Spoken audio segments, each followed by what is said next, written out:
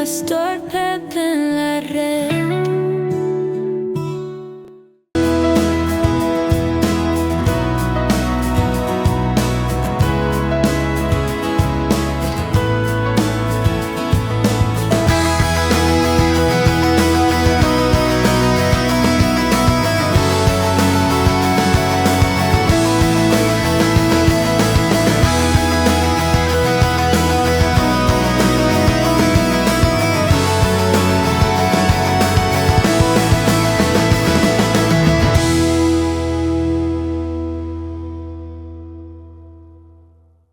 Vamos un momentito, por favor, a la epístola a los Colosenses, capítulo 1, y vamos a marcar nuestras Biblias ahí. Este mensaje va a ser el primero de dos mensajes, titulado El Verbo Encarnado. Y es importante para esta época del año. Estamos en el calendario, ¿verdad? Se celebra lo que se llama las festividades de Navidad. Y es importante recordar y que tengamos bien presente el por qué. ¿Qué es lo que se celebra? ¿Qué es lo que se celebra? Realmente, en el día de hoy específicamente, vamos a tratar el subtema que se llama la imagen de Dios. El Verbo encarnado, la imagen de Dios. Y tradicionalmente celebramos el nacimiento de Jesús el 25 de diciembre. Eso lo vemos en el calendario. No importa el credo, no importa qué afiliación denominacional, no importa qué tipo de creencia usted tenga, el 25 de diciembre es un día feriado y aún el más ateo de los ateos celebra el 25 de diciembre como un pretexto, como sábado gigante, el mejor pretexto para quedarse en casa, ¿verdad? Y entonces, sin embargo, hay muchas dudas de que esa haya sido la fecha específica en la cual Jesús nació. Y queremos traer en perspectiva cuál es la decisión. ¿Por qué el 25 de diciembre? ¿Cuál es la realidad histórica de que el 25 de diciembre se celebra el nacimiento de Jesús? Y para eso hay que remontarnos allá para el siglo IV, ¿verdad? Que fue una decisión hecha por unos obispos en Roma, en la Iglesia Católica Romana. Pero ¿qué era lo que estaba ocurriendo allí? Roma era una superpotencia. Roma tenía un poder político bien grande de influencia y un poder religioso también. Al mismo tiempo estaba la cultura greco-romana. Por un lado los griegos en el Mediterráneo, por el otro lado Roma. Y entonces era una nación pagana. El paganismo era abundante allí. Y durante el mes de diciembre se hacía la adoración al dios del sol. Los días eran más cortos. Entonces se acostumbraban a hacer hogueras de fuego, agitando para ver si le daba más vida al sol, porque los días de diciembre, ¿verdad? Es el solsticio de invierno en diciembre, para los que vivimos en el hemisferio norte. Para los que viven en el hemisferio sur es el solsticio de verano de diciembre. Allá en Perú, por ejemplo, en Argentina, en la Patagonia, allá es verano y aquí es invierno. Y obviamente Roma está en el hemisferio norte, así que los días eran más cortos durante el invierno. El 21 de diciembre es el solsticio de invierno de diciembre y en Roma se hacían ceremonias al dios del sol que se extendían hasta el 25 de diciembre. Entonces resulta que el Papa Julio I de la Iglesia Católica pues propone que la necesidad de que los romanos, que estaban en una sociedad pagana, se conviertan al cristianismo, y para facilitarles la conversión, proponen en el año 350 que el nacimiento de Cristo fuese celebrado en la misma fecha del solsticio de invierno, ¿verdad? Para que no se deje de celebrar el solsticio de invierno, pero cambiándolo de la adoración al Dios del sol a la celebración del nacimiento de Jesús.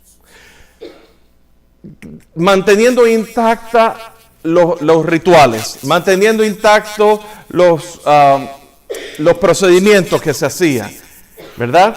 Finalmente, en el año 354, el Papa Liberio decreta ese día como el nacimiento de Jesús.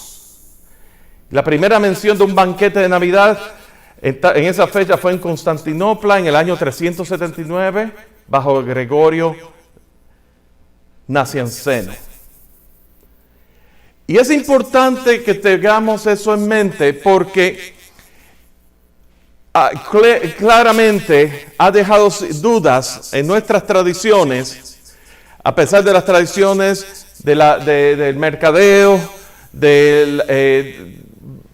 todas las luces y el tiempo de recogimiento de la familia, un tiempo muy bonito. Pero queda entredicho si realmente nació Jesús el 25 de diciembre como tal. Yo quiero expresarles a ustedes que nuestra cosmovisión impacta nuestra opinión. Nuestra cosmovisión impacta nuestra opinión. ¿Qué es cosmovisión? Cosmovisión es los lentes a través de los cuales nosotros vemos el mundo, nuestra visión del mundo. Todos nosotros, sin querer queriendo y sin saberlo, sin querer queriendo, todos nosotros tenemos una cosmovisión. Todos nosotros tenemos una visión del mundo. Todos nosotros, si ahorita mismo nosotros fuéramos a expresar, yo les pidiera a cada uno que dijera cuál es su visión del mundo, pues todos tenemos posiblemente una opinión distinta sobre ciertos temas. Pero cuando tu visión del mundo está marcada, es a través de los lentes de Cristo y de los lentes de las Escrituras, eso también va a tener un impacto en tu opinión y en las decisiones espirituales, económicas, familiares, en las actitudes políticas y en las actitudes sociales. No podemos divorciar ninguno de esos aspectos de nuestra vida con la vida espiritual, con nuestra relación con Cristo Jesús. Pero hay quienes dicen, pero yo soy cristiano, yo voy a la iglesia, decimos voy a la iglesia, cuando en realidad somos la iglesia. Así que la idea de ir a la iglesia es una idea del culto al edificio o al templo, a todas esas cosas, a la arquitectura y demás. Cuando decimos yo soy una persona espiritual en el día de adoración, pero los demás días, pues las demás decisiones son mías personales. Dios no tiene por qué meterse en mi vida. Estamos creando compartimientos en nuestras áreas, nuestras vidas. Y mucho ojo, eso puede ser un reflejo del tipo de visión del mundo, del tipo de cosmovisión que tú tengas en la vida. En Proverbios capítulo 29, versículo 18, dice, sin profecía el pueblo se desenfrena, mas el que guarda la ley es bienaventurado. Sin profecía el pueblo se desenfrena. Recordemos que en los tiempos antiguos al profeta se le llamaba vidente también, porque el profeta veía la palabra de Dios, tenía una visión, no veía la palabra, pero tenía una visión, una revelación, y según veía esa revelación, la expresaba, y de ahí es el oficio profético. ¿Ve? Natán fue profeta de David.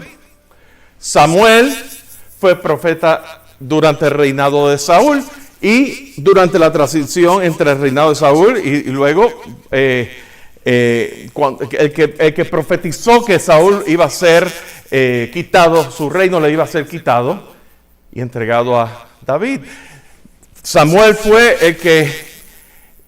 el que pudo ver y el que ungió a David como rey. Entonces, y a ellos se le llamaban videntes. Sin profecía, el pueblo se desenfrena. Ahora vamos a traducirlos al tema. Dijimos que el profeta es un vidente.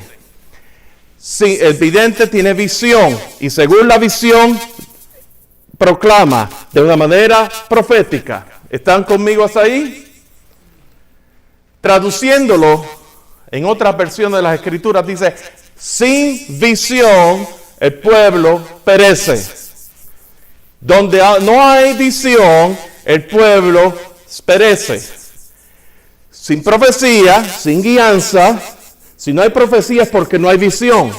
Y si el pueblo se desenfrena, no hay un sentido de rumbo, está cada cual de acuerdo a su propio entendimiento, sus propios impulsos, se desenfrena y por lo tanto perece.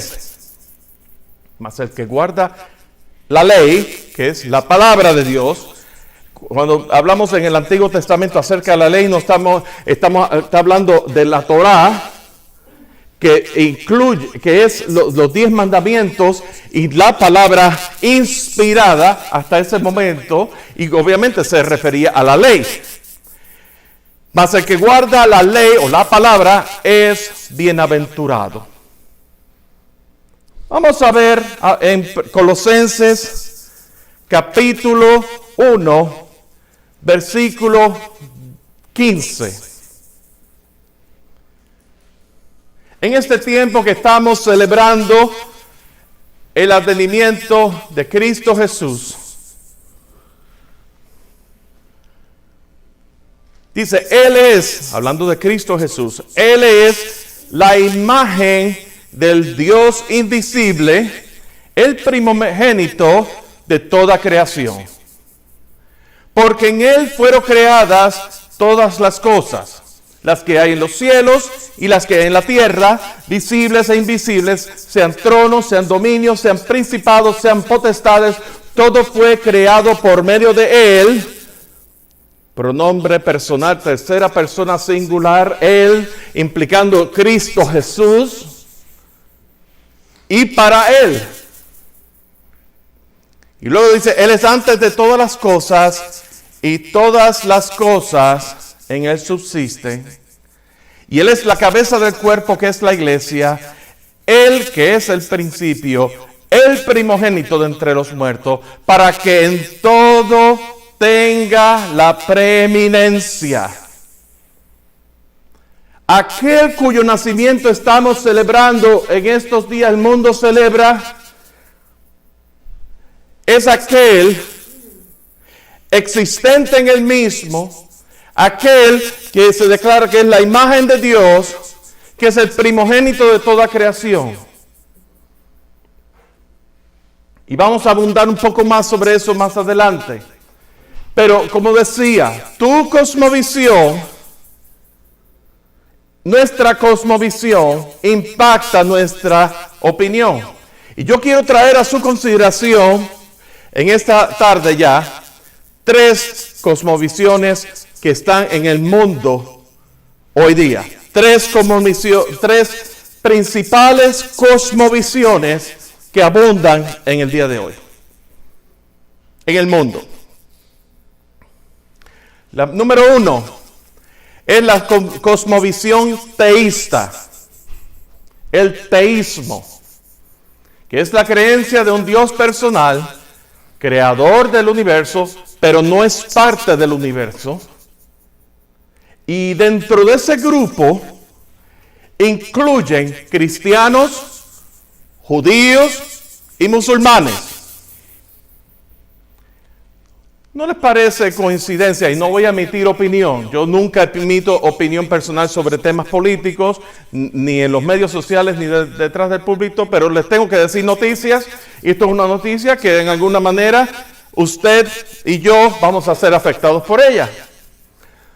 ¿No les parece que en esta semana el tema del reconocimiento de la ciudad de Jerusalén como la capital de Israel, el efecto que está causando en los medios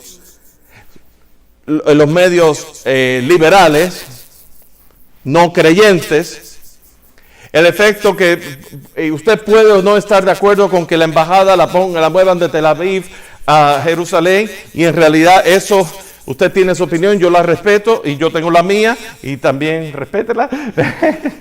Pero el tema es que, ¿por qué? Aquí lo que voy es, ¿por qué es la controversia? ¿Qué representa Jerusalén?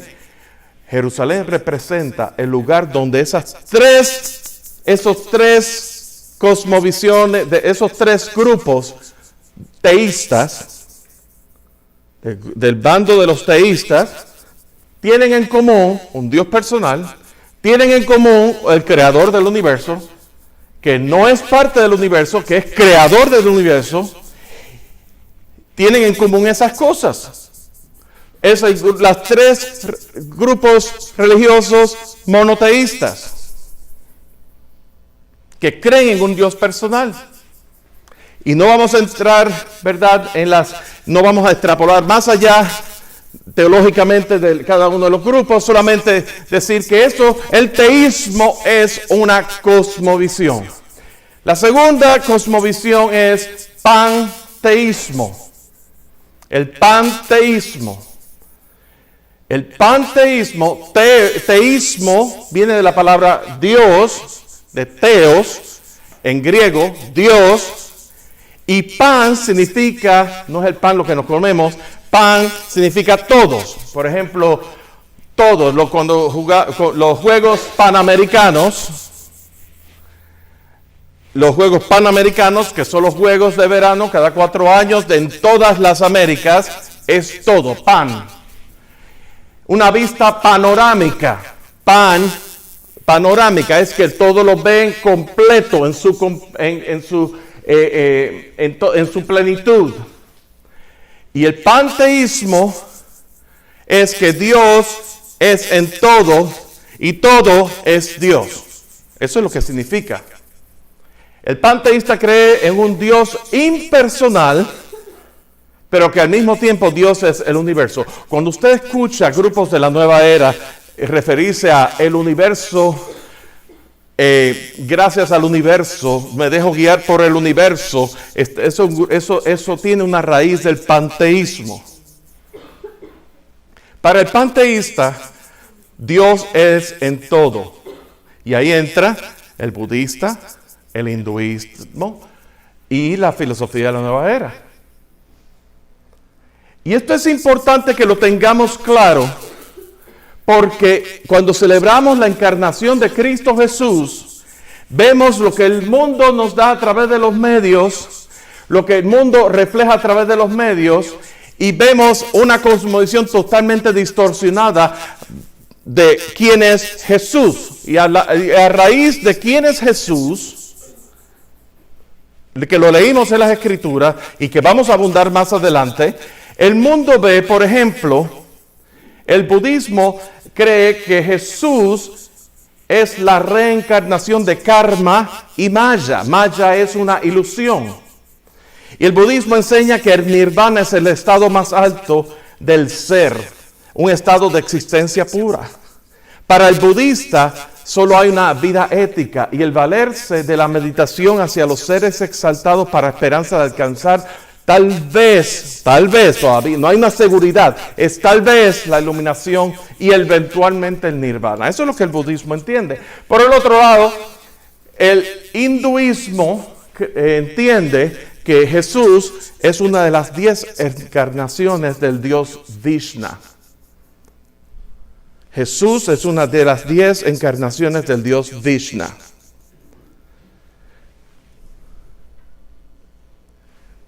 O sea que el Dios Vishnu se encarnó en 10 aspectos distintos, entre ellas, una de ellas, Jesús. Ellos tienen el sistema de castas.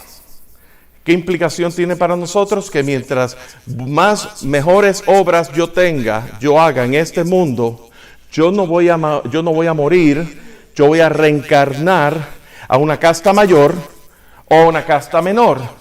Entonces está basado en obras, lo mismo que el budismo. Pero lo que está diciendo es que ese Dios es un estado de la conciencia. Y de ahí eso se extrapola en distintos aspectos, en distintas disciplinas que hoy día, aún dentro de muchas iglesias, se practica, como el yoga, la meditación trascendental y todo ese tipo de cosas, son vertientes del hinduismo. Ahora bien, nuestra cosmovisión impacta nuestra opinión. Jesús, ¿qué es lo que nos dice las Escrituras? Lo que nosotros creamos. Si usted es cristiano, nacido de nuevo, lavado y limpiado por la sangre de Cristo Jesús, y usted ha declarado que Cristo Jesús es su Señor, es su Salvador, usted está diciendo que por fe, ¿verdad?, que la obra de Cristo Jesús en la cruz del Calvario es suficiente para salvarle a usted, y que desde entonces Jesús es su Señor, y que Dios se revela a través de lo que nos dicen las Escrituras, y su Espíritu Santo confirma y nos muestra lo que dice las Escrituras. El libro se nos ha abierto a través de la obra de Cristo Jesús. ¿Qué es lo que nos está diciendo este pasaje en Colosenses? Primero, que es la imagen del Dios invisible. Jesús es la revelación de Dios. ¿Quién es Jesús? La imagen del Dios invisible. La revelación de Dios. En otras palabras, es la manifestación de Dios.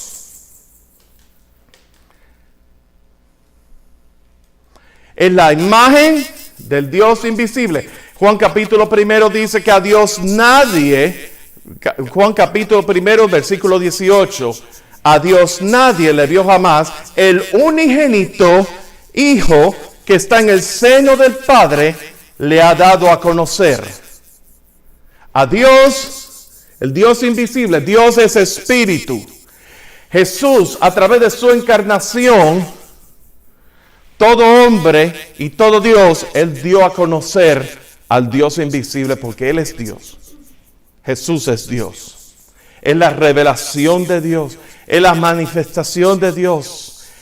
Es la presencia real de aquello que se está expresando. O sea, la expresión aquí en la tierra de Dios. ¿Cómo se expresó Jesús aquí? A través de sus milagros, a través de sus enseñanzas, a través de sus prodigios, a través aún del cumplimiento, en el cumplimiento del pacto de Dios desde antes de la fundación del mundo. Él lo expresó, el plan redentor fue cumplido en su totalidad en Cristo Jesús. Todo el plan redentor, toda esa revelación de Dios desde el Génesis que está mencionada y va progresivamente apuntando hacia Cristo, se cumple plenamente en Cristo Jesús. ¿Qué nos dice este pasaje? Que Jesús es heredero de todo. En Cristo el Dios invisible se ha hecho visible. Es la misma sustancia y carácter de Dios. Si vamos un momentito a Hebreos capítulo 1.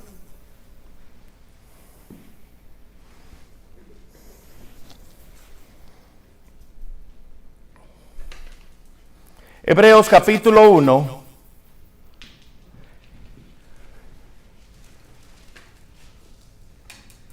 Y dice, primero nos dice que Dios, habiendo hablado anteriormente a través de los profetas, en estos días nos habla a través del Hijo. En el versículo 3 dice, el cual siendo el resplandor de su gloria, ¿de la gloria de quién? De la gloria de Dios. Y la imagen misma de su sustancia. La imagen misma de la sustancia de Dios. Y quien sustenta todas las cosas con la palabra de su poder. ¿Qué significa eso, que sustenta todas las cosas con la palabra de su poder? Significa que con la palabra declara y es hecho. El mismo Dios que en el principio dijo, sea la luz, fue hecha la luz. El mismo Dios que dio la orden con su palabra. El mismo Dios que Jesús aquí en la tierra, que le ordenó a Lázaro, levántate, ¿verdad? Y Lázaro resucitó y salió y fue sanado, ¿verdad? Y todo ese tipo de cosas, cuando lo vemos por la palabra de su poder, Él sustenta todas las cosas con la palabra de su poder, habiendo efectuado la purificación de nuestros pecados por medio de sí mismo. Dice que se sentó a la diestra de la majestad de las alturas. Está hablando de supremacía de Cristo Jesús. Está hablando de un grado de preeminencia sobre todas las cosas de Cristo Jesús. A Él es quien celebramos. Él es el nacimiento de Él, es quien lo observamos en este tiempo. Fíjense lo que, volviendo a Colosenses, y luego dice, el primogénito de toda creación. Y me quiero detener en la palabra primogénito. Hay varios temas históricos aquí. Hay un libro que se llama En la Encarnación, que lo escribió San Atanasio, en la Encarnación. Y Atanasio era miembro de la iglesia del primer siglo, de la iglesia en Esmirna, específicamente. Y es interesante ver cómo desde el primer siglo el tema de la encarnación de Jesús fue un tema de bastante controversia. Cuando tú tratas el tema de la encarnación de Cristo Jesús, el nacimiento virginal de Jesús, estás tratando, el refutar ese tema es básicamente refutar todo el carácter de quien es Jesús.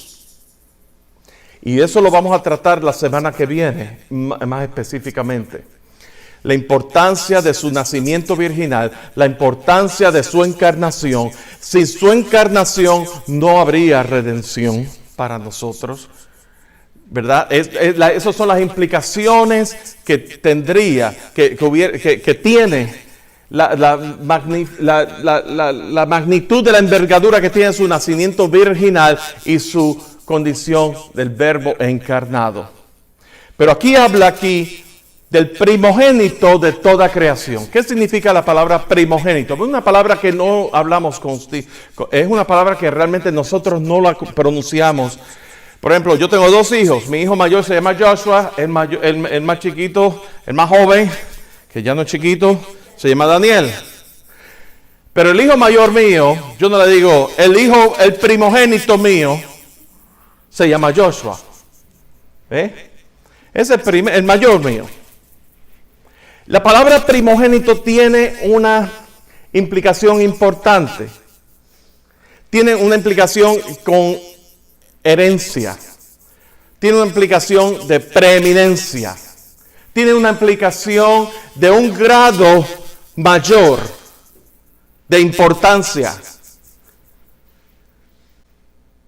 ¿Por qué en el Génesis Esaú vendió su primogenitura por un plato de lentejas y Jacob echó mano de la primogenitura? Porque al final de la vida de su padre Isaac, la bendición iba a ser el primogénito. La bendición familiar, patriarcal, venía sobre el primogénito. Eso tiene una implicación, eso es ¿verdad? Con Cristo Jesús. Dice el primogénito. Porque cuando habla de primogénito, en el griego dice prototokos. Digan prototokos. Se refiere a los primeros entre otros. Como con el Cristo preeminente y glorificado. El Logo eterno que posee vida existente en ella misma. Y esto es importante, me hice mención del libro de Atanasio, en la Encarnación, Es un libro que, si ustedes tienen el tiempo, es un libro de como 80 páginas, fácil de leer. No creo que está en español, pero de todas maneras es un libro muy interesante, y para esta época de año yo usualmente lo leo, porque desde el primer siglo ese tema estaba entredicho. Porque había una persona, un teólogo que se llamaba Arios, que él promovía el hecho de que Jesús no nació de una virgen, de que Jesús fue un ser creado. Y del arianismo, muchas vertientes surgieron a través de los siglos. Hoy día está reflejado en los testigos de Jehová y el mormonismo. El arianismo, por eso es que para los testigos de Jehová, Jesús no es Dios. Jesús es la encarnación del arcángel Miguel, que vino, se hizo hombre, pero cuando él ascendió, volvió a su estado de arcángel Miguel. Pero Jesús no es Dios, según los testigos de Jehová. O según los mormones, Jesús fue el producto de que Dios haya tenido una relación íntima con María, y de ahí salió Jesús, y que Jesús es el hermano de Lucifer, y Lucifer y Jesús son hermanos, y que Jesús vino a tener un planeta, el planeta Tierra, pero cada uno de nosotros vamos a ocupar un planeta en la otra vida, y vamos a ser dioses. O sea, es una mezcla ahí de panteísmo y teísmo, ¿verdad que sí? Ya. Eso es una tremenda mogolla. Pero tu cosmovisión afecta tu opinión. Y es importante saber estas cosas, porque cuando vemos que el primogénito de toda creación se refiere a prototokos, hagamos la observación: si el apóstol Pablo hubiera querido decir que Cristo fue creado, entonces no hubiera usado la palabra prototokos, él hubiera usado la palabra protosquistos, que significa literalmente el primero creado. El primero creado. ¿Ven la diferencia? Jesús fue concebido por el Espíritu Santo a María, y María tenía que ser una mujer virgen. No podía ser una mujer que haya conocido varón, que haya tenido relaciones. No, tenía que ser una mujer pura, virgen, porque era concebida, iba a ser concebida por el Espíritu Santo en su estado de pureza, ¿verdad? Y Jesús nunca pecó. Jesús se hizo hombre, nunca pecó, y eso es importante, porque su estado sin pecado nos habla de que Él podía entregarse como sacrificio en tu lugar y en mi lugar en la cruz del Calvario. ¿Me doy a entender? Su estado de pureza. Así que Jesús, su nacimiento virginal es vital en la teología cristiana. En tu cosmovisión afecta tu opinión. Y si tú conoces que Jesús no fue creado, Jesús fue concebido por el Espíritu Santo a una virgen, y que en estado de pureza y virginidad Jesús nació totalmente hombre y totalmente Dios por los milagros y por las profecías que Él hizo, y por todas las cosas, las maravillas y prodigios que Él hizo sobrenaturalmente.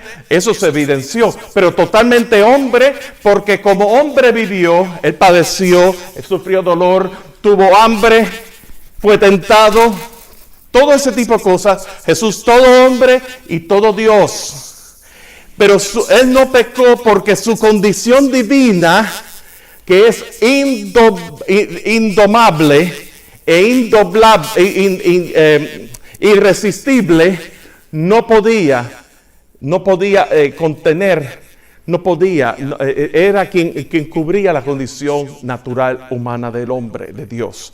Por eso que Jesús nunca pecó. Eso es importante. Tu cosmovisión afecta tu visión, tu decisión, tu opinión, y va a tener una influencia sobre todas las cosas. Porque eso te plantea realmente lo que dicen los medios, que todos los caminos nos llevan a Dios. Realmente todos los caminos nos llevan a Dios. Realmente yo puedo O es importante es ser honesto con nuestras creencias. Bueno, yo puedo ser honesto con mi creencia y estar equivocado. Yo puedo estar honestamente equivocado. Si yo te digo a ti, si tú me preguntas a mí cómo yo puedo llegar a Cayo Hueso, a los Cayos de la Florida, yo te voy a decir que agarres la I-77 en dirección sur. Pero honestamente yo no siento que es la I-77 en dirección sur. Yo siento que tengo que ir la I-77 en dirección norte. Y yo te puedo decir, si eso es lo que tú sientes y es un sentimiento honesto, yo puedo decir que honestamente que estás equivocado o equivocada, porque lo que va a ocurrir es que no vas a llegar a los Cayos de la Florida, vas a llegar a Cleveland, Ohio, y y si sigues derecho, tu carro se va a caer en el lago Ontario entre Canadá y los Estados Unidos. Vas a estar y en esta época del año te vas a congelar. Vas a estar que el mono va a chiflar.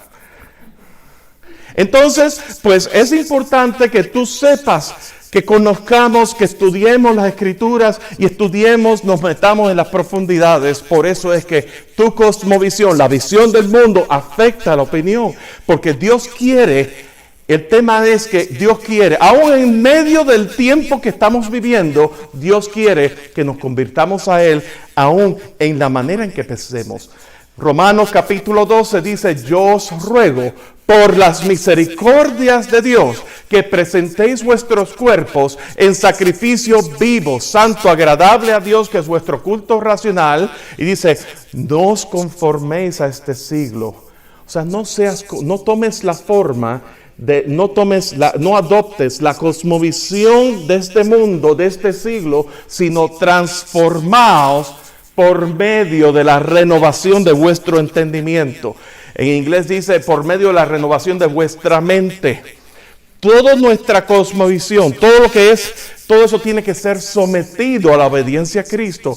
Y eso ocurre solamente por medio de la palabra de Dios. Cuando permitimos que su Espíritu Santo se nos revele la palabra, el libro nos ha sido abierto por Cristo Jesús en el poder del Espíritu Santo, y nosotros tenemos ese acceso a esas cosas que Dios quiere revelarnos. Y hay cosas que Dios no nos ha revelado, no ha sido específico, y eso hay que creerlo por fe. Señor, yo sé que en tu tiempo tú te has de revelar.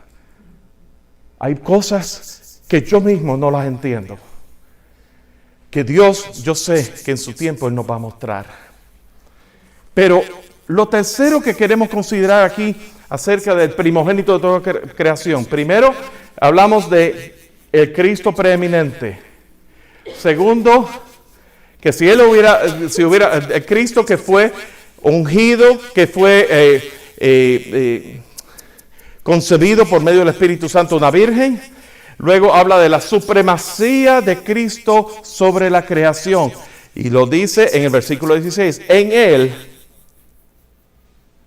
Jesús ejerció influencia, el Espíritu de Cristo ejerció influencia sobre la creación. En la creación. Dice, y por medio de Él, la creación tomó existencia a través de Cristo Jesús. Juan capítulo 1 también dice, sin Él nada de lo que fue hecho. Entonces está hablando aquí de Cristo, el Creador, y Cristo, la palabra de su poder, con un propósito para Él. Para Él. Todo fue creado por medio de Él y para Él. Para mostrar su gloria. Para que Él sea glorificado. Para que Él sea enaltecido. Para que Jesús sea el preeminente en nuestras vidas. Consideremos en Juan capítulo 5, versículo 26, y con esta terminamos. Cómo Jesús expresa Él mismo la unidad de Él con el Padre y el carácter eterno de Jesús, de su naturaleza divina.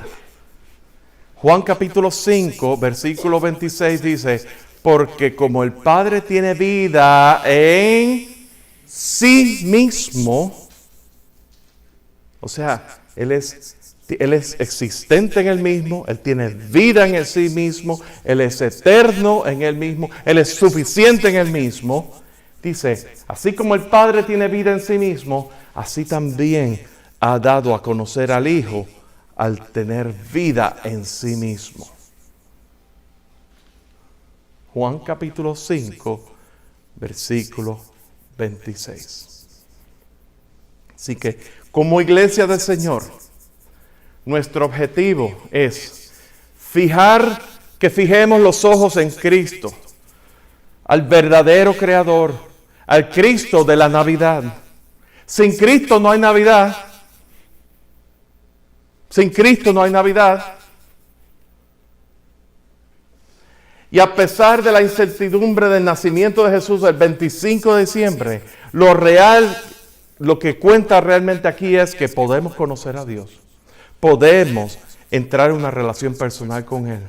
Podemos entrar en plena confianza de la misma presencia de Dios y reconociendo la naturaleza divina de Jesús. Y en base a eso podemos proclamarle al mundo que vive en densas tinieblas y necesita conocer a Jesús. Hemos hablado de tres cosmovisiones: el teísmo, el panteísmo y la tercera, no la mencioné, el ateísmo. Ateísmo. Y eso es que no cree en nada, no cree en Dios. A significa nada, no hay. Anormal significa que no es normal. Pero en Cristo Jesús, Él se nos ha dado a conocer. Qué bueno saber, ¿verdad?, que en Cristo Jesús Él es aquel que todo lo llena en todo. Él es el Dios y Señor de nuestras vidas y que podemos entrar delante de la presencia del Padre en Cristo Jesús a través de la puerta, porque dijo Jesús, yo soy la puerta, el que por mí entrare será salvo.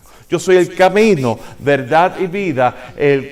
Nadie viene al Padre si no es por mí. Nadie viene al Padre si no es a través del Hijo. Así que no todos los caminos llevan a Dios, no todos los caminos llevan al Padre. Eso suena bastante exclusivo.